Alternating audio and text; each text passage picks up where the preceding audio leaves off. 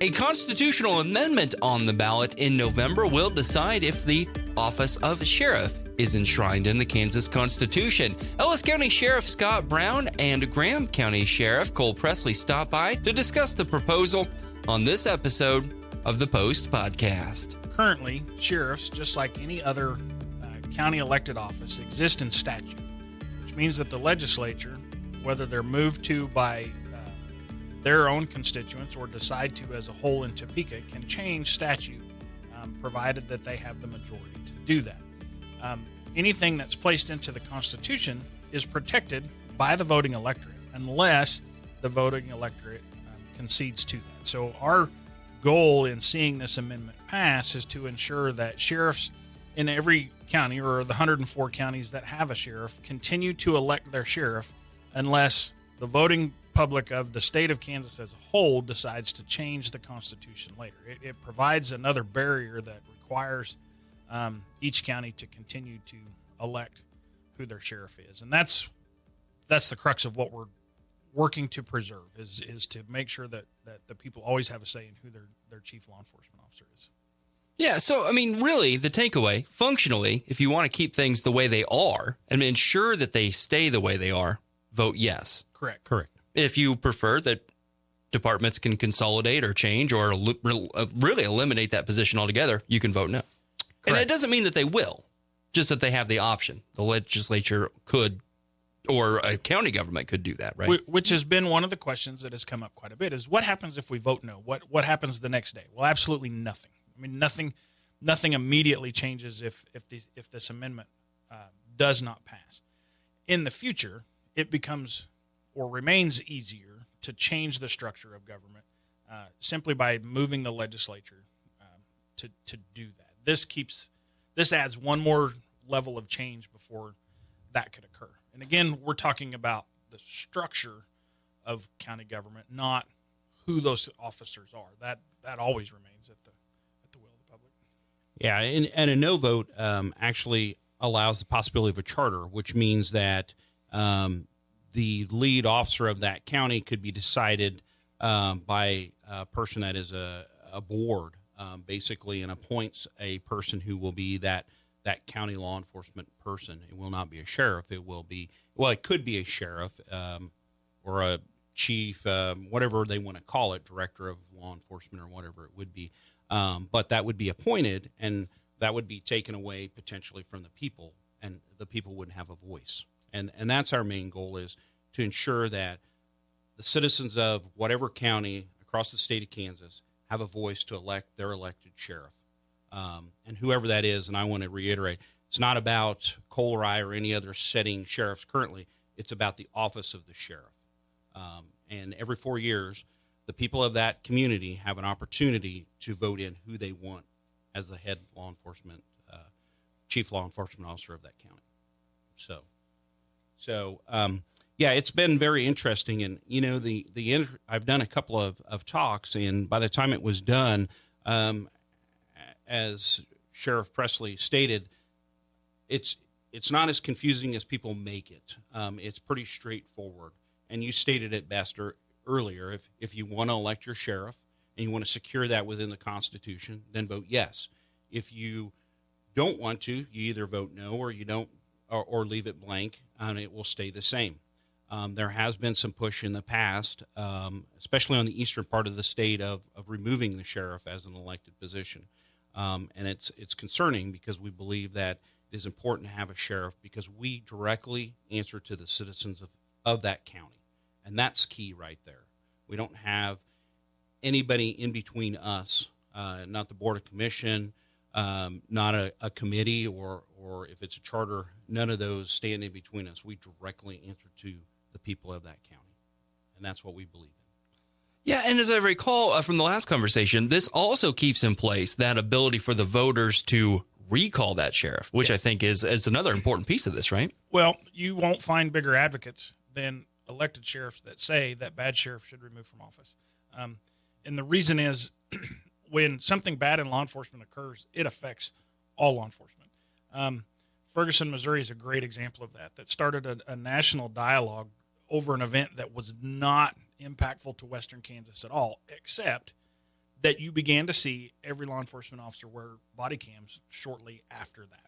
So that's why we always talk about those negative impacts that can reach beyond that. So yes, absolutely, bad sheriffs should be removed from office. So the citizens still gain the ability to hold a recall election. Ouster still exists. It just simply exists with the attorney general and not with the county attorney, who's a professional peer of the sheriff and elected at that same level. And you can always, vote for a different candidate every 4 years. This doesn't keep the same guy in office at all, nor should it ever. So all the checks and balances are still in place as they stand. It's just moved a couple of to a different person that would oversee the removal of that or file those, the Attorney General's office.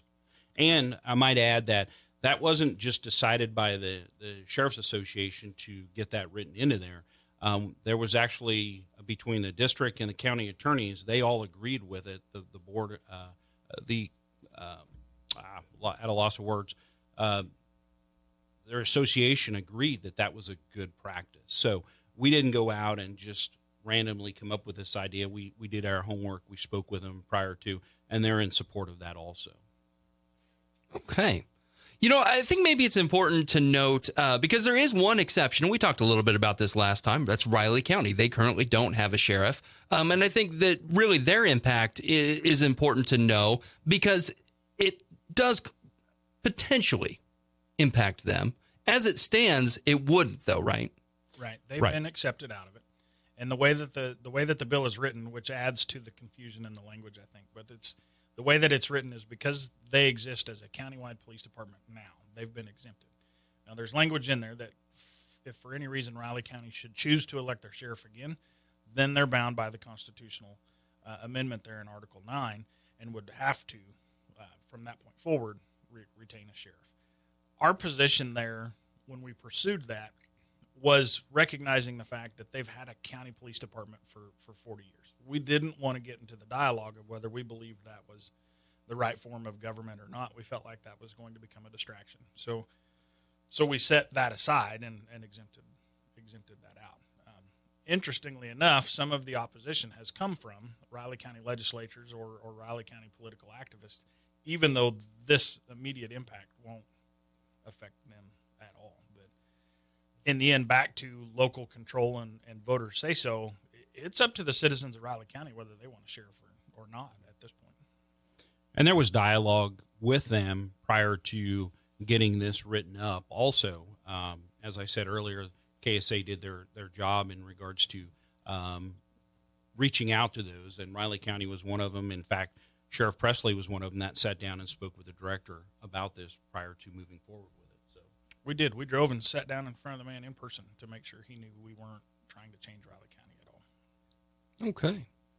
Yeah, and I think that's fair. I mean, having that local control, it really seems to be the crux of the thing. And if you came in and said, well, except for you guys, that kind of seems counter to the whole spirit of the measure. Well, I would certainly raise an eyebrow if I was a Riley County citizen and saw a constitutional amendment that wasn't going to affect me or my rights. But that's a separate a separate conversation. But they've had that system for a long time. It's up to them whether they want to change it or not. And we didn't feel like, as an association or as a group of sheriffs statewide, that we had any business sticking our nose in what they built. So. Yeah. Scott, as we were getting ready to go on, we talked a little bit about really this bill hasn't generated a whole lot of controversy or conversation. Do you think that that's a function of people just generally don't know, or are they just like, this is a no-brainer, obviously we should elect our sheriffs? Well, I don't know if it's that they don't understand the bill and what's going to happen, or if it's just that clear. And one of the interesting thing is, the Sheriff's Association, we've never really had anything this large across the state, so we're trying to gauge that a little bit. Some of the residents of Ellis County have reached out to me, and I've had the opportunity to speak at at least a couple of different locations and civic organizations. And by the time I was done with that and explained it, they were very thankful, and there was no question that they were on board with a yes vote once it was explained to them. It's clear to Sheriff Presley and I, because we read laws every day, and when you get into how amendments and those types of things are written, they sometimes get confusing, because if you don't work in that world, you may misinterpret what is being written within that. I feel that this bill is pretty straightforward, and it's but again, I'm maybe a little bit biased because I've been involved in it for a while.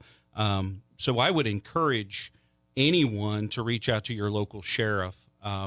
They have been had the opportunity to read it, and they do the same thing that we do.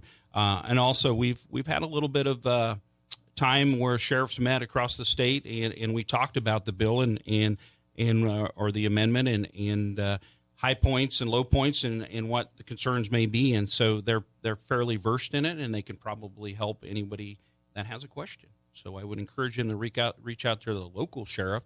And if they're not satisfied with that, I know that I will take phone calls, and I know that Sheriff Presley would take phone calls. Absolutely. To answer any questions, not to sway anybody, but just to answer the questions, and hopefully they can make an educated decision. Yeah.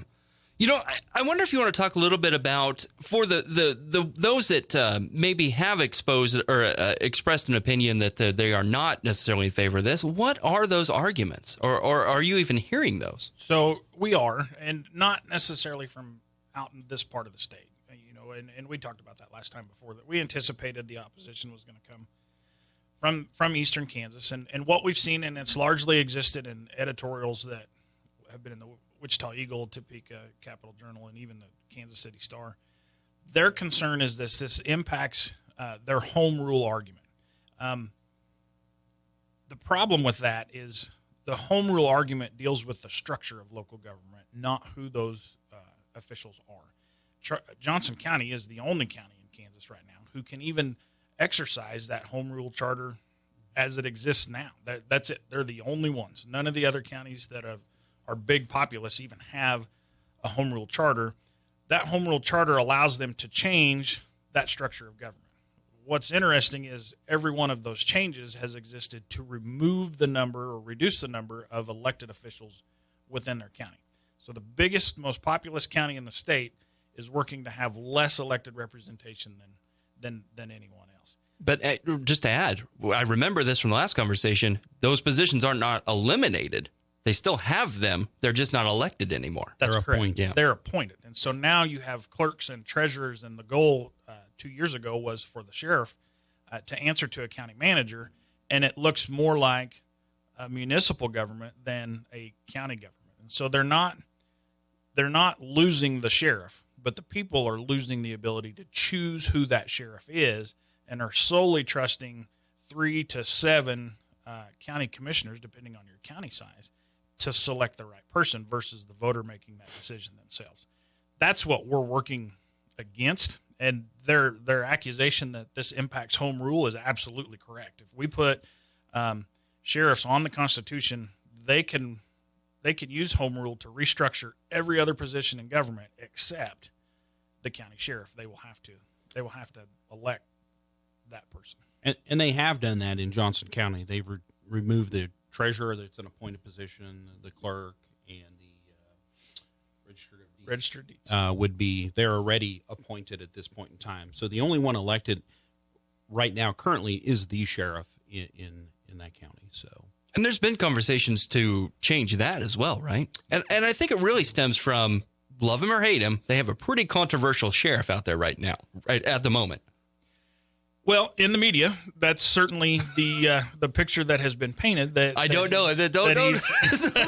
he's a controversial figure, which can happen within local or state or even federal level politics. That's some of the way that goes. I'm not going to comment one way or the other on Sheriff Hayden and the job that he does or doesn't do. But we still go back to the people elected him to hold that office, just like I and Scott were elected to hold our offices. And if the voters are upset with what he's doing, they can make their voices known through any of the mechanisms to get him out of office if they're that upset. I don't know a better way to explain it than that, because it still comes back to voters' choice. If they don't like what's happening, you'll know in 2 years. If they're okay with it, you'll know in 2 years. One of the other things that we've been able to show law enforcement support across the state is the FOP is supporting this constitutional bill. The Chiefs of Police organization across the state, as well as the Kansas Police Officers Association, also are supporting this, and that means a lot to the Sheriff's Association. Simply because we all work together and we're brothers in blue, and if they're supporting it, they must see that it's needed also, and are supporting that with a yes vote. So that certainly helps a lot. And when we look at the changes to ouster and moving that from the county attorneys to the attorney general, when you have the support not only of the attorney general for that measure, but the county and district attorneys who are essentially losing a power and saying, "Yeah, we're good with it, move it to the attorney general." That to us was one of those measurements that says, yeah, we're striking the right tone with this and moving in the right direction. That's helped quite a bit. Yeah. And I believe that if there was a strong opposition to this move, that we'd be seeing and hearing it. And there's just, as you said, there's not a lot of those conversations being had out there. There are some, but it doesn't seem like this one. And maybe it's just in light of the other constitutional amendment that's out there, or the last one that we had that was so big and controversial.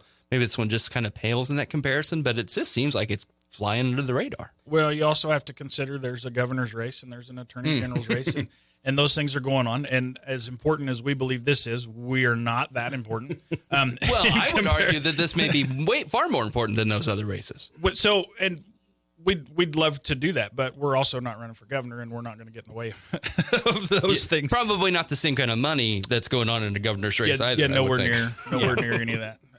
At all. But I would agree with you also. I think that your local elections always within your community weigh more than on the state level most of the time. Yes, the state affects our locals in the tax brackets and things of that nature. But as a general rule, you deal with your local elected persons much, much more than you're going to. It's not like you're going to pick up the phone and call the governor and have a discussion with them, or the attorney general as a general rule.